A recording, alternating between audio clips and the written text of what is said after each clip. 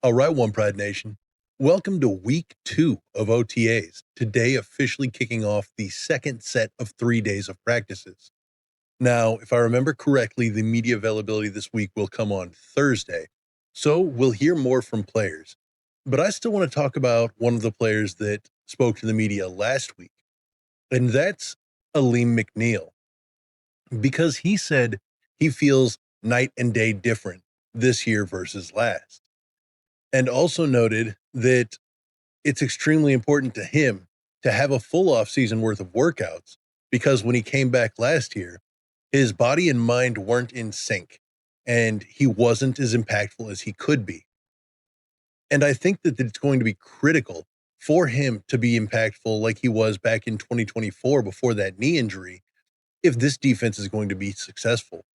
Because after his first game back, when things kind of fell off, it's easy to be jaded by that lackluster performance on the interior and forget that in 2024, before he tore his ACL, Aleem was a top 10 defensive tackle, of course, by PFF grade, who had already amassed 4 sacks and 45 pressures up the middle.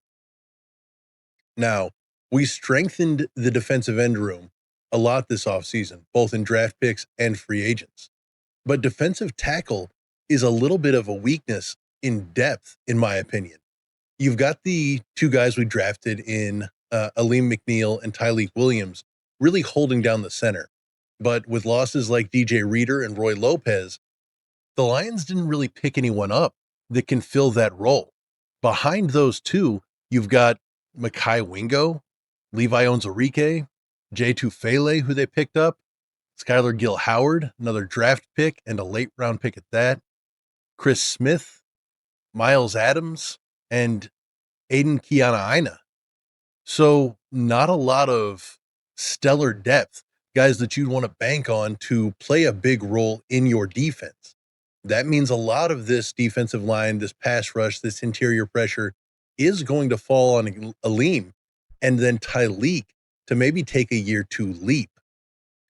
So I want to know what you think, Lions fans. How big of an impact do you think Aleem can have this year? Do you think he can return to that top 10 status where he can get 40, 50 pressures coming up the middle and really make the teams work to defend both the center of the field and Aiden Hutchinson and whoever's across from him on those edges? If he can, how big of a difference do you think that'll make in 2026? Let me know your thoughts in the comments below.